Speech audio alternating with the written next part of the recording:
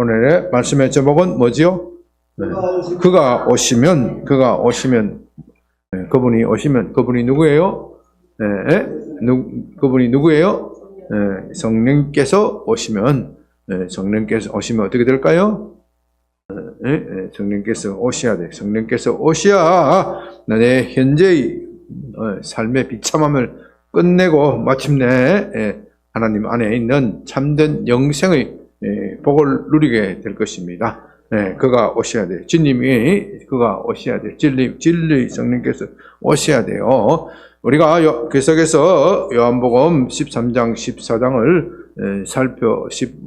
또 앞으로 16장까지, 15, 16장까지 살펴볼 것인데, 제자들이 예수님과 대화를 나누면서 예수님의 말씀을 도무지 이해를 못해요. 예수님께서는 이제 십자가에 못 박히시기 때문에 더 이상 제자들과 있을 수가 없고, 그래서 이 세상에 계시면서 마지막 순간에 제자들에게 하고 싶은 말, 이것은 꼭 알아야 되겠다, 알아야 한다 하는 말씀을 계속해서 제자들과 대화하면서 또 길게 강론하면서 말씀하지만 제자들은 도무지 알아듣지 못합니다. 마치 동문서답을 계속 합니다. 그래서 베드로는 13장에 보면 36절에 시몬 베드로가 주여 어디로 가시나이까? 예수께서 대답하시되 내가 가는 곳에는 내가 지금은 따라올 수 없으나 후에는 따라오리라. 이렇게 주님이 어디로 간다는 것을 분명히 말씀하셨음에도 불구하고 베드로는 뭐라고 말합니까? 주여 어디로 가시나이까? 주여, 주님이 어디로 가신다고 그랬죠? 네? 어디로요? 아버지께로 간다. 아버지께로 간다고 분명히 말했는데도 불구하고 베드로는 주여 어디로 가시나이까? 네, 그러니까 주님께서는 답답한 나머지 내가 가는 곳에 지금 따라올 수 없으나 후에는 따라오리라. 지금은 내가 너희에게 일러주어서도 깨닫지 못한다. 주님은 곧 십자가를 지셔야 합니다. 십자가를 지신 아버지께로 가기 전에 십자가를 지셔야 하는데 주님의 십자가가 무슨 의미를 가졌는지 제자들은 알지 못하고 마음에 근심이 가득 찼습니다. 그래서 14장 1절에서 너희는 마음에 근심하지 말라. 하나님을 믿으니 또 나를 믿으라. 내가 아버지 집에 가는 것이다. 내가 아버지 집에 가야 너희가 그 아버지와 함께 있을 그 거처 집을 마련하는 것이다. 그렇게 말해도 도마가 알지 못하고 4절에 뭐라고 묻습니까? 5절에 뭐라고 묻습니까? 도마가 이르되 주여 주께서 어디로 가는지 우리가 알지 못하겠거늘 그 길을 어찌 알겠습니까? 또 계속해서 묻는 겁니다. 그래서 6절에서 예수께서 말씀하시기를 내가 곧 길이요 진리요 생명이니 나로 말미암지 않고서는 아버지께로 올 자가 없느니라. 내가 곧 길이요 진리요 생명이니. 이렇게 계속해서 말씀하고 있지만 제자들은 도무지 알아듣지 못하고 나중에 또 빌립은 뭐라 그럽니까? 8절에 주여 아버지를 우리에게 보여주옵소서 그리하면 족하겠습니다. 예수님께서 아버지께로 간다고 하니까 그러면 아버지를 우리에게 보여주라. 당장 우리를 아버지께로 데려달라. 이 소리와 마찬가지죠. 당장 하나님을 만나게 해주시면은 다 모든 문제는 풀릴 것이 아닙니까? 그런 질문이죠. 그러니까 예수님께서 뭐라고 말씀하십니까? 나를 본 자는 곧 아버지를 보았거늘 내가 어찌하여 나를 아버지를 보이라고 하느냐. 이렇게 계속해서 참 동문서답, 구름 잡는 이야기를 계속합니다. 제자들이 이렇게 예수님께서 명명백백하게 말씀하심에도 불구하고 알아듣지 못하는 이유가 무엇일까요?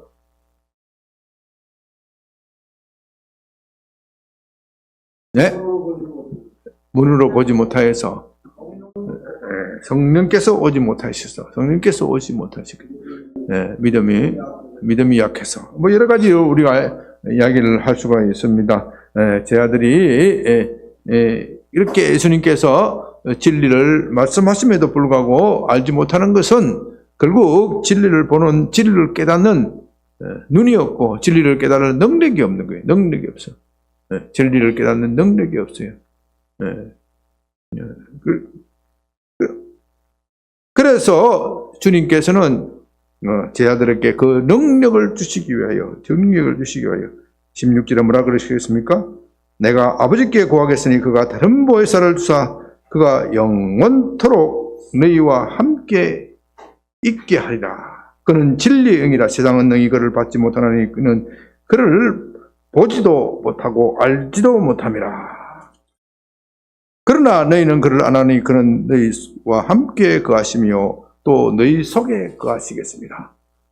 진리의 정. 제 아들이 왜 진리를 말함에도 불구하고, 제 아들이 말하고도 불구하고 왜 깨닫지 못하느냐?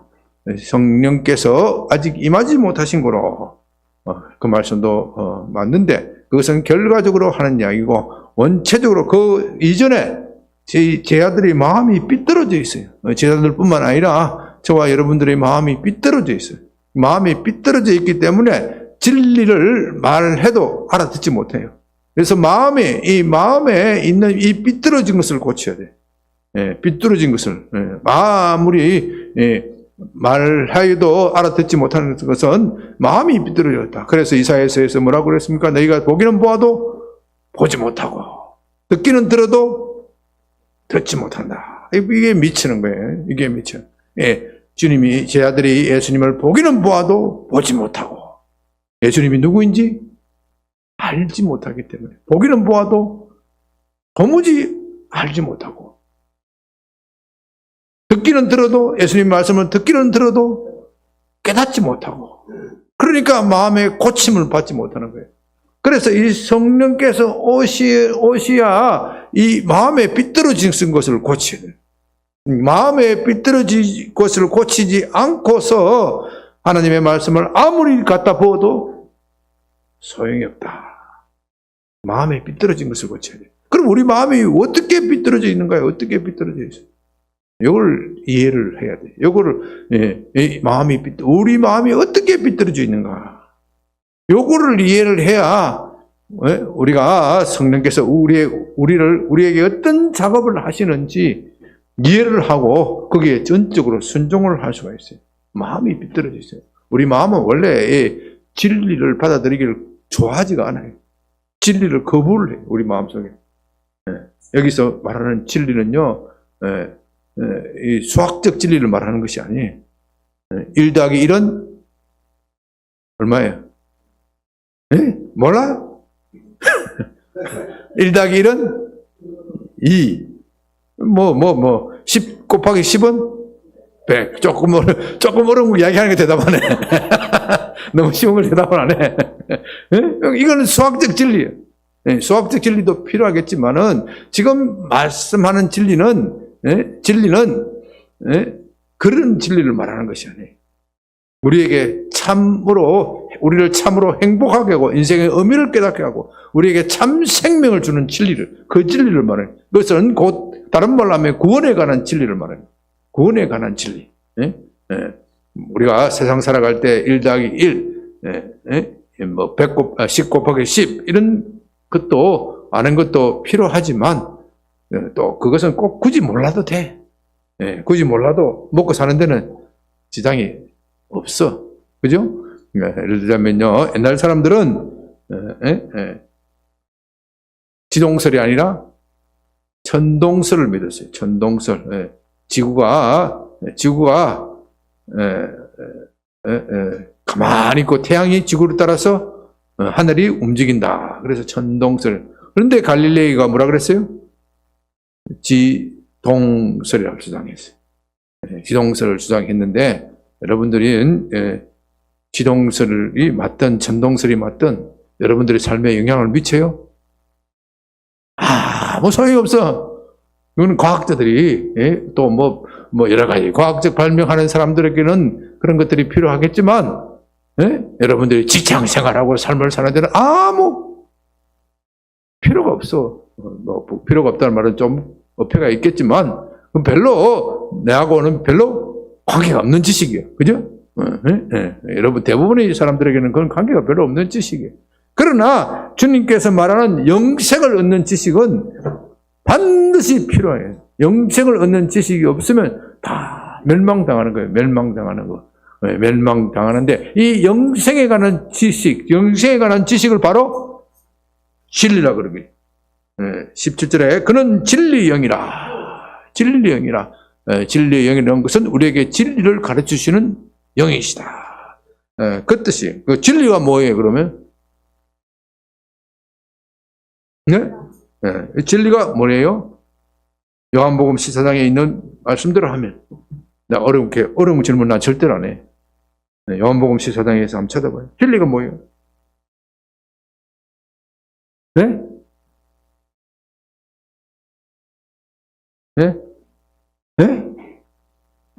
요한복음 14장에 있는 말씀으로 찾아가서 그렇게 우리 여러분들이 요한복음을 그렇게 많이 읽어도 진리가 뭐냐고 물으면 또 알지 못해. 그러니까 듣기는 들어도 깨닫지 못하고 보기는 보아도 보지 못하는 거예요. 진리가 14장 6절에 나와 있잖아요. 네? 내가 곧 길이요 진리요 생명이니 나로 말미암지 않고서는 아버지께로 올 자가 없느니라. 누가 진리라고요? 예수님이 곧 길이요 진리요 생명이다. 길이요 길은 그 길을 가야 같은 말을 같은 것을 되풀이하는 것이죠. 그 길을 가야 무엇을 얻는다? 생명을 얻는 것이에요. 예수님이 밖에는 길이 없다. 그것이 진리예요. 그것이 예수님 외에는 생명을 얻는 것이 없다. 그렇기 때문에 예수님이 곧 생명이다. 그렇다면 우리가 생명을 얻기 위해서는 무엇을 얻어야 합니까? 14장 6절이 참 중요한 말씀입니다. 어디로 가야 돼요? 어디로 가야 돼? 예수님께 가야 되는데 궁극적으로는 아버지께로 가야 돼요. 우리가 인간이 하나님께로 가야 참된 인생의 의미를 깨닫고 참된 삶의 의미를 깨닫고 참된 행복을 찾을 수 있다. 이게 진리예요. 이거는 기독교에서만 말하는 진리가 아니고 세상 사람들도 그렇게 말해요. 왜? 세상 철학도 그렇게 말해요. 세상의 철학과 종교, 모든 종교는 신에게 가야 참된 행복을 찾을 수 있고 참된 인생의 의미를 찾을 수 있다. 세상 사람들도 그 정도는 알아요. 왜? 자꾸 우리가 조금만 생각해 보면요, 인생의 주인공은 우리의 삶의 주인공은 내가 아니라는 것이 너무나도 분명해요. 여러분들이 태어나고 싶어서 태어났습니까? 여기 자리에 여러분들이 태어나고 싶어서 태어났습니까? 그런 사람은 아무도 없어. 내가 죽고 싶은데 죽을 수 있습니까?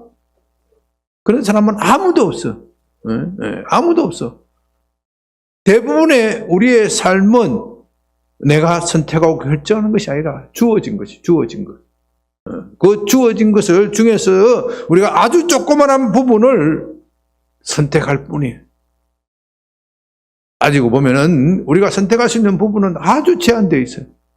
여러분들이 이 대한민국 땅에서 살고 태어나고 싶어서 태어난 것도 아니고 서초동에 이 양변교에 오고 싶어서 온 것도 아니고 내가 선택해서 온 것 같지만 어떻게 하다가 살다가 보니까 그렇게 온 거예요. 대부분의 우리의 삶의 부분은 내가 선택한 것이 아니라 사실은 결정되어진 것이에요. 그럼 누가 결정하느냐? 결정하는 그 신비예요. 그 신비를 밝히기 위해서 많은 철학과 종교가 존재하고 그 신비를 한 단어로 말하면 그것을 신이라고 보여요. 하나님이라고 말하는 거예요. 그 하나님을 만나야, 창조주 하나님을 만나야 우리가 내 인생에 참된 비밀이 풀리고 행복을 찾는데, 그러나 그 하나님이 누군지를 알지 못한단 말입니다. 불안해요. 설령 하나님을 만난다고 하더라도, 신을 만난다고 하더라도 그 신이 나를 사랑할지, 사랑해 줄지 말지, 나를 존중해 줄지 말지, 이런 거에 대해서 자신이 없어. 그렇죠? 자신이 없어. 그래서 알지 못하는 신에게, 우리 조상들도 알지 못하는 신에게 제사를 드리면서 뭐라 그래요? 비나이다, 비나이다, 이렇게 하는 게 비나이다, 비나이다.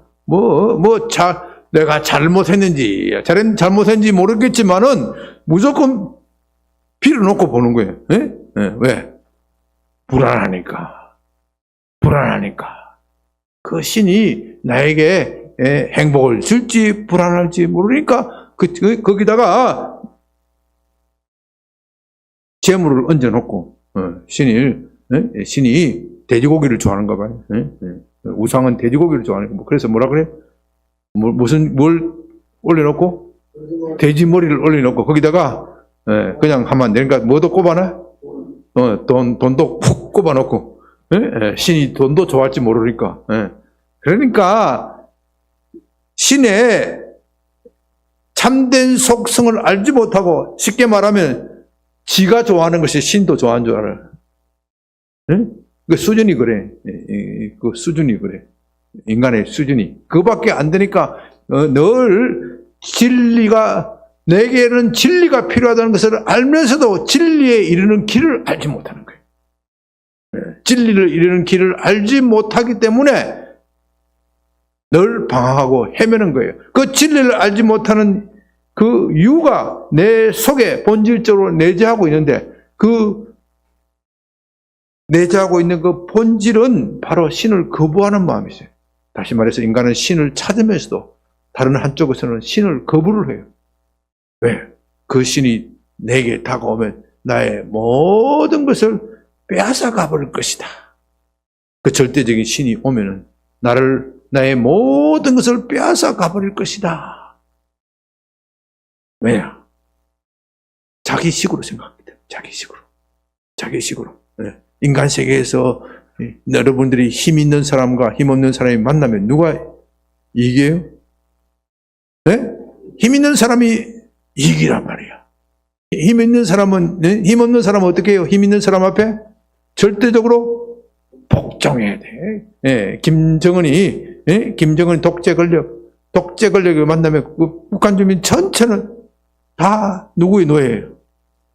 김정은의 노예.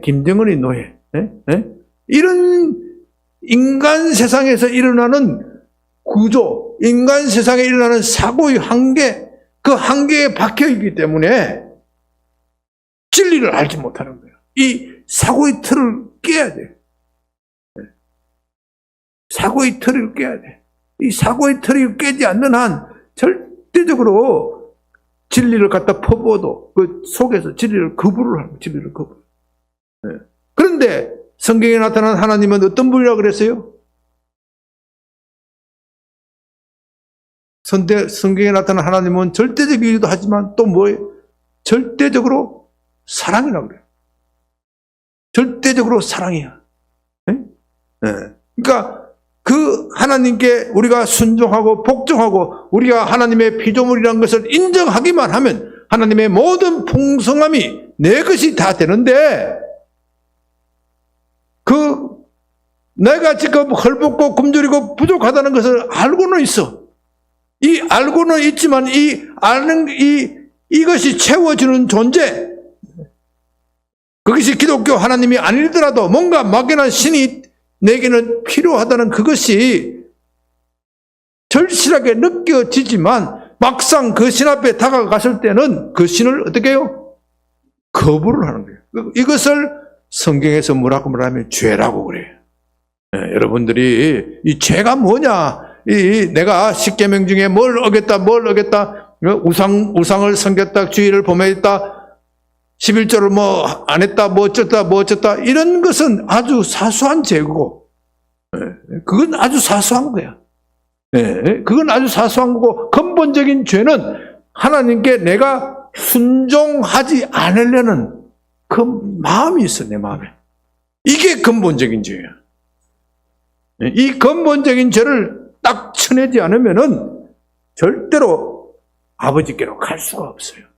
여러분, 우리가 제가 성령론, 이렇게 이 신학교에서도요, 성령론 강의한다 그러면 엄청 사람이 많이 몰려요.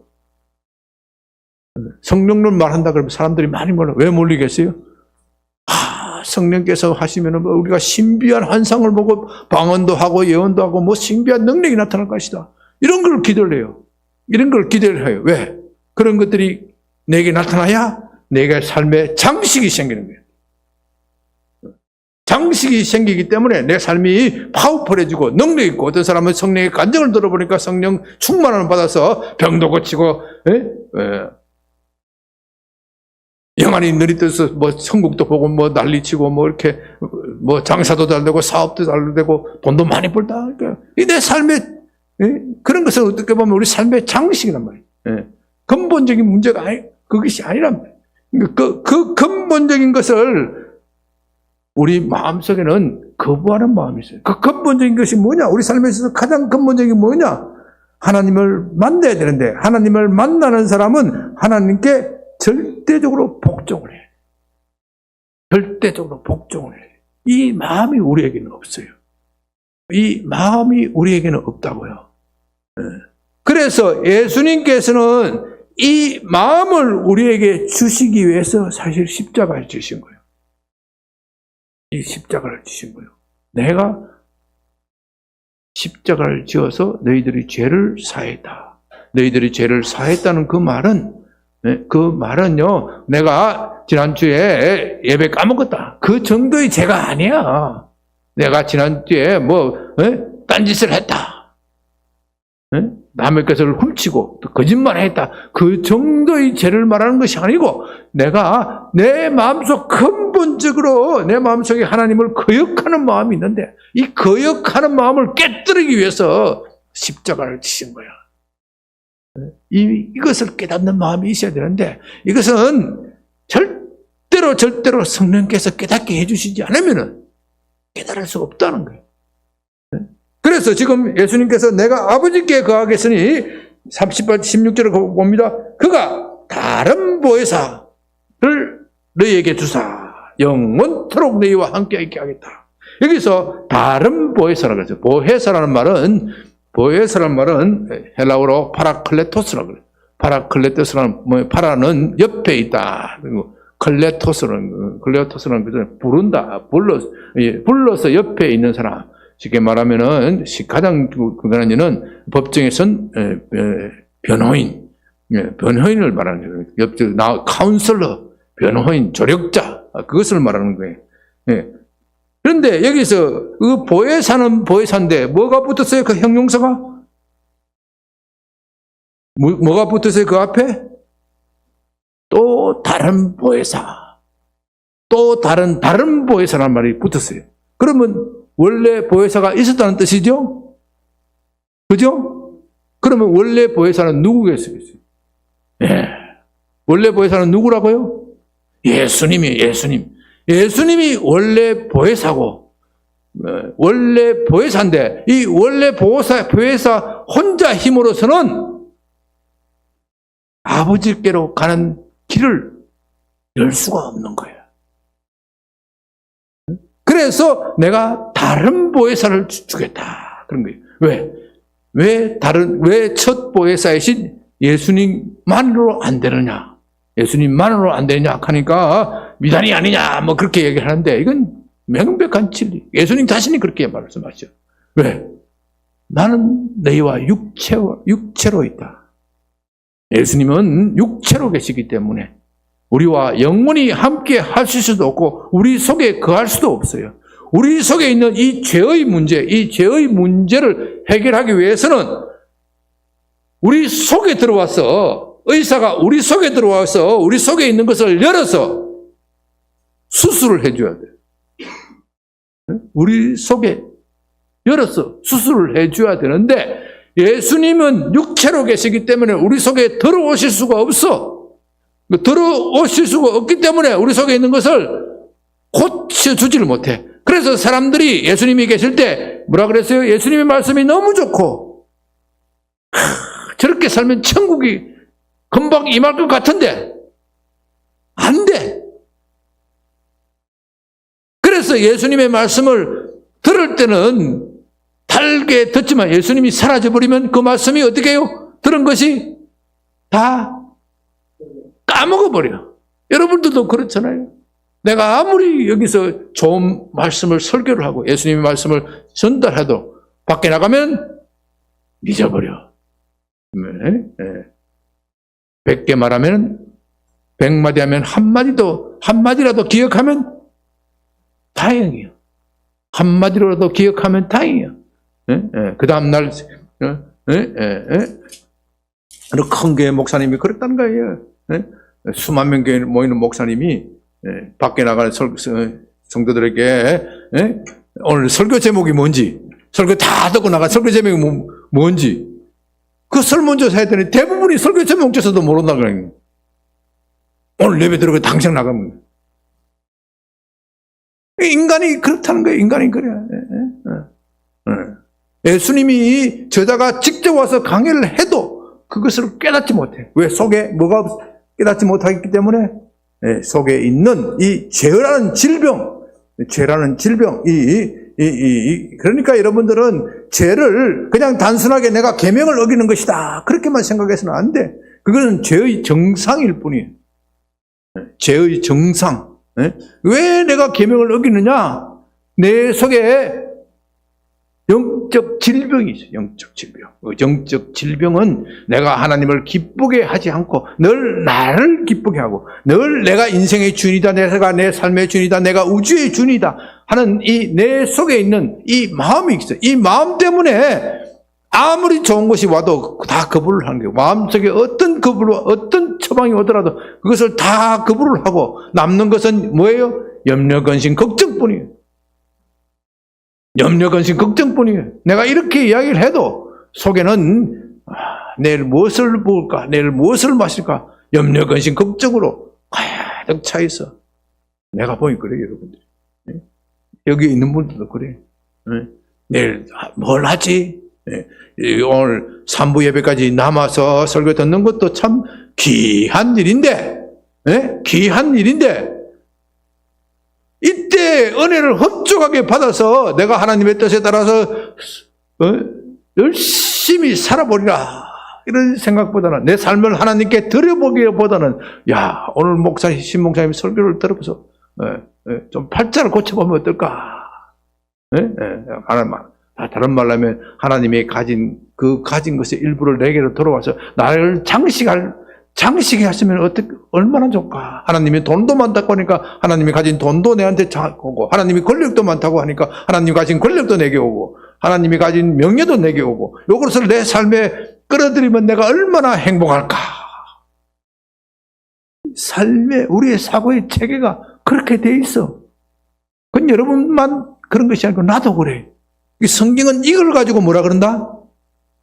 죄라고 그런 거예요. 이 사고 체계를 가지고 죄라는 거예요. 이 사고 체계를 가지고 사탄이 가지고 우리를 가지고 흔드는 거예요. 이것을 쳐부숴야 돼. 이것을 쳐부수지 않으면은 아무 소용없어. 여러분이 성령론에 대한 강의를 듣고 은사 집회를 가고 뭘 하더라도 따지고 보면 한번 생각해 보세요. 내가 왜 그런 집회에 갔는가? 과거에 요즘은 내가 하도 심하게 야단치기 때문에 그런 게 잘 안 다니시겠지만 은사 집회, 예언 집회하면 얼마나 잘 따라다녔어요. 왜 그래? 그걸 가지고 나의 인생을 장식하기 위한 거예요. 내가 정말로 내 삶을 창조주 하나님을 알고서 내 창조주 하나님의 뜻대로 살고 내 삶을 창조주 하나님께 드려보겠다. 그런 마음으로 간 사람이 어디 있어요? 솔직히 있어요? 나도 안 그랬는데. 나도 안 그랬는데. 나도 목회를 하면서도 그러지 않았다고. 근데 성령께서 자꾸 내게 그런 깨달음을 주시는 거예요. 내가 엉터리로 믿었다. 엉터리로 믿었다. 누가 그렇게 깨닫게 해주셨다고요? 성령께서 깨닫게 해주세요. 옛날에 과거에 그런 설교를 엄청 많이 들었을 것인데 하나도 기억이 안 나. 하나도 기억이 안 나고 어떤 설교만 기억나냐? 믿습니다. 믿으면 변화가 있고 믿으면 돈도 잘 벌고 믿으면 병도 고치고 요거는 기억에 확실히 남아. 왜? 이건 내 삶을 내 인생을 장식하는 거예요. 그러니까 우리는 하나님이 가지는 반짝이 고기만 관심이 있어. 어린아이들이 반짝이만 관심이 있어. 그죠? 반짝이만 주면은 해 하고 좋아해. 또 반짝이는 아무 소용이 없어. 그런데 저와 여러분들이 아이들을 욕할 것이 아니라 저와 여러분이 하나님 앞에서 그런 상태란 말이죠. 저놈 자식이 반짝이만 주면 도망갈 놈인데 그렇다고 안 주면 어떡해? 안 주면 죽는다고 설치사니 주긴 줘야지. 얼마나 하나님이 마음이 불편해요. 야, 저놈이 그러지 말고 지 삶을 나한테 한번 화끈하게 줘버리면은 내가 이 인생을 확 바꿔줄 것인데, 네? 내가 확 바꿔줘 버릴 것인데, 요 원리를 깨닫지 못하니 주기는 주되 뭐 함께 줘요? 네? 맛보기도 맛보기 뿐만 아니라 그 플러스 뭐가 있어? 매가 있어, 매. 네? 매가 있다니까 인생에 매가 있어. 네? 네? 인생이 피곤하고 고단한 거야. 뭐 돈을 좀 번 것 같은데 조금 있으면 사기당해 다 없어져 버려. 건강한 것 같은데 항상 피곤해. 왜? 삶의 근본적인 문제가 해결이 안 돼서 그래요. 이 삶의 근본적인 문제를 해결해 주신 분이 누구라고요? 성령이다. 이 삶의 근본적인 문제를 예수님 혼자서 해결이 안 돼. 왜? 예수님은 육체를 가지고 있기 때문에. 그래서 예수님께서 내가 아버지께 구하겠으니 그가 오셔서 또 다른 보혜사로 너희에게 올 것인데 그분은 어떻게 해요? 그는 진리의 영이라. 그분 자체가 진리가 아니라 진리를 가르쳐 주시는 영이다 이 말이에요. 진리는 누구라고요? 예수님이 진리예요. 예수님이 진리인데 진리의 내용은 아버지께로 가는 거예요. 우리는 예수님을 통해서 아버지께로 가는 거예요.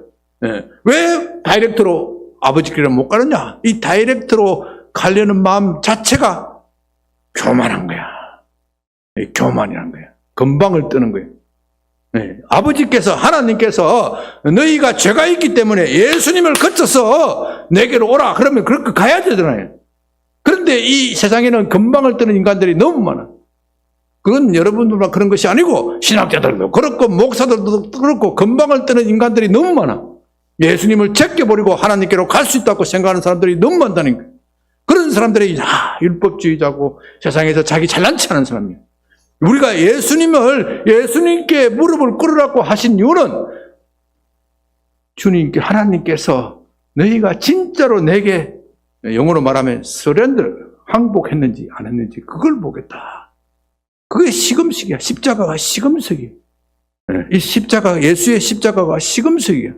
사람들이 생각할까요? 아니겠어요? 아이 33세에 죽은 청년, 그것도 시골 출신 청년, 저 청년에게 내가 무릎을 꿇어서 어떻게 구원을 얻겠느냐? 하나님께서는 이건 시금석이야. 저와 여러분들은 그래도 예수님께서 하신 일들이 워낙 많고 또 예수를 믿어서 쉽게 말하면 팔자 고치고 세상에서 성공한 사람이 워낙 많기 때문에 예수님을 믿는 것이 쉬워. 예수님을 믿는 것이 너무 쉬워. 근데 한번 생각해 보십시오. 로마 황제가 예수 믿기 얼마나 어렵겠어요. 여러분이 로마 황제라면 믿어지겠어요? 여러분이 시진핑이라면 믿어지겠어요? 안 믿어져. 여러분이 김정은이라면 믿어지겠어요? 안 믿어져. 아니 33세 청년, 그것도 십자가의 죄수로 죽은 청년을 믿어서 어떻게 구원을 얻느냐? 그런데 하나님은 이것을 인간에게 시금석 테스트로 주신 거예요. 그래서 예수님은 우리를 구원하는 돌이기도 하지만 걸려 넘어지게 하는 거침돌, 시험석이라고 했어요. 코널스톤. 예수님은 테스트하는 스톤이에요. 테스트. 거기에 걸려 넘어지는 거예요. 십자가가 믿는 우리에게는 뭐예요? 구원을 주는 하나님의 능력이지만 거부하는 사람에게는 뭐예요? 미련한 것이고 심판의 도구가 돼요. 하나님의 심판의 도구가 되는 거예요. 그런데 우리가 이걸 예수님의 십자가를 아멘 하고 받아들이는 것을 누가 하게 해준다? 성령께서 하게 해주시는 거예요. 성령께서 그런 진리의 영이라. 이는 다시 17절 봅니다. 이는 그를 보지도 못하고 알지도 못함이라. 그러나 너희는 그를 아나니 그는 너희와 함께 거하시며 또 너희 속에 계십니다. 여러분, 이게 참 너희 속에 있다는 말이 중요해. 너희 속에 있다는 거예요. 예수님이 함께 있었지만, 예수님이 3년 반 동안 제자들과 함께 있었지만 제자들이 깨달으면 어떻게 해요? 제자들이 깨달으면 미미하다. 미미하다. 예수님이 있을 때는, 바로 옆에 붙었을 때는 깨달은 것 같지만 잠시 자리를 비우면 어떻게 해요? 딴짓하는 거예요. 딴짓하는 거야. 예수님이 늘 제자들과 붙어 있을 수가 없지. 아무리 사랑하는 부부도 늘 함께 있을 수는 없지. 그렇죠? 예수님이 늘 있을 수는 없는데 성령께서는 늘 우리와 함께 계실 뿐만 아니라 어디에 계시겠다고요? 어디에? 우리 속에 들어와 계시고, 우리 속에 들어와서 우리 속에 있는 이 잘못된 것을 고쳐주시겠다 약속하시는 거예요. 고쳐주시겠다. 그렇게 되면 어떻게 되냐? 18절은 내가 너희를 고아와 같이 버려두지 아니하고 너희에게로 오리라. 조금 있으면 세상은 나를 보지 못할 것이되 너희는 나를 보리니 이는 내가 살아있고 너희도 살아있겠습니다. 예수님이 살아계신 것 같이 우리도 살게 된다. 왜? 우리 속에 있는 근본적인 이 죄악이 고침을 받았기 때문에. 이 죄악이 고침을 받았기 때문에. 하나님께 서렌더를, 하나님께 항복하는 것이 전에는 매우 괴로운 일이었고, 하나님께 내 자신을 헌신한다는 말을 들으면 헌신하는 그 자체의 단어가 너무 부담스러워서. 너무 부담스러워서. 그거는 우리 교회에 있는 신모 선교사님이나 하는 것이지. 그런 사람이나 베트남에 가서 선교하는 것이지. 나 같은 사람이 뭘 그런 게 부담스러워. 그건 다 속에 성령을 받지 못한 증거예요. 여러분, 성령을 받지 못한 증거가요, 방언하지 못하고, 예언하지 못하고, 이긴 게 아니에요.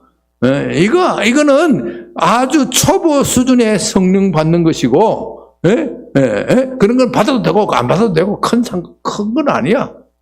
받으면 좋겠지만은, 받아가 나빠지는 사람도 많아. 진짜 성령 받는 것은 내 속에 하나님의 말, 하나님께 내가 복종하느냐, 순종하느냐, 이 마음이 있어야 되는 거예요. 그렇게 우리가 하나님께 완전히 복종할 때, 20절, 그날에는 내가 아버지 안에, 너희가 내 안에, 내가 너희 안에 있는 것을 너희가 알라. 이거 여러분 보십시오. 이 삼중고조. 내가, 예수님이 어디에 있어요? 아버지 안에 계시고, 또 너희는 누구에 있어요? 우리는 예수님 안에, 또 예수님은 우리 안에. 이 삼중구조예요. 삼중구조. 삼중구조. 우리가 하나님 안에 있어야, 하나님 안에 있어야 참된 행복이 옵니다. 왜? 하나님은 뭐라고요? 사랑이시니까. 하나님은 사랑이시니까. 인간의 사랑은 배신하고 인간의 사랑은 조건에 따라서 왔다 갔다 하지만 하나님의 사랑은 절대적이야. 영원히 변함이 없어. 요거 영원히 변함이 없는 것을 우리가 탁 붙잡으면 되는데 이걸 의심을 해. 이렇게 설교를 들을 때는 그런 것 같은데 막상 현실에 나가서 돈 떨어지고, 친구 떨어지고, 돈 떨어지면 뭐부터 떨어져? 친구부터 떨어져. 가족도 떨어져. 찾지도 않아. 그러면 하나님이 사랑이라는데 이거 뻥이냐? 이렇게 되는 거예요. 의심이 팍 드는 거예요. 팍. 그러니까 내 힘으로서는 믿을 수가 없다니까.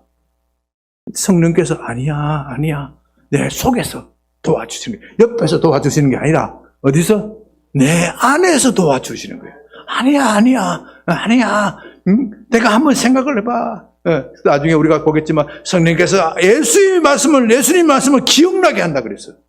기억나게 한다는 게 굉장히 중요한 거예요. 내가 밖에 나가서 교회 문을 나갈 때 다 잊어버려도 내가 위급할 때, 진짜 위급할 때 내게서 도와주는 분이 있는데 그분이 어떻게 해요? 내게 아버지의 말씀, 오늘 설교 들은 것을 어떻게 해요? 기억나게 한다. 생각나게 한다. 기억나게 한다. 생각나게 한다. 기억나게 하고 생각나게 하려면은 1차적으로 뭐가 있어야 돼? 자기가 저장해 놓은 것이 있어야 돼. 저장해 놓은 것이 없으면 기억나게 하는 것도 없는 거야. 그렇기 때문에 우리가 말씀을 많이 먹어 놓아야 예수님이 어떻게 해요? 성령께서 어떻게 해요? 기억나게 한다. 기억나게 한다. 야, 너 걱정하지 마. 너 근심하지 말라. 마. 너 어려운 힘든 거 알지? 예, 하나님이 아실까 모를까? 하나님도 아셔. 하나님도 아시지만 너를 지금 잠시 테스트하는 기간이야. 너를 잠시 시험하는 기간이야. 이걸 누가 기억나게 한다고요? 성령께서 기억나게 하시는 거예요. 성령께서 기억나게 하시면 어떻게 해요? 내가 정신을 차려야지. 지금 잠시 힘들다고 내가 여기에 굴복할 일이 아니지. 용기가 생기는 거예요. 힘이 생기는 거예요. 그럼 조금 있다 보면 삶의 문제가 풀려 있어. 나의 영에 보면 내가 왜 그때 쓸데없는 걱정을 했을까? 찬송을 하게 되는 거예요. 네, 이것을 깨닫게 하시는 분이 성령이다. 얼마나 귀한 분입니까? 네, 오늘 우리가 기도하면서 정말 성령 하나님이 하시는 일, 이거 내가 그동안 많이 오해했는데 정말 깨닫게 해주시옵소서. 성령님 나를 지도하고 인도하여 주시옵소서. 우리가 정말로 하나님께 항복하고 복종하는 마음을 주시옵소서. 우리가 다른 모든 것을 구하는, 어떤 것을 구하는 것보다도 내 자신을 하나님께 헌신하여 드리는 삶을 살게 하여 주시옵소서. 우리가 그것을 위해서 40분까지 한 10분 남았습니다. 주여 한번 크게 부르고 기도합니다. 주여!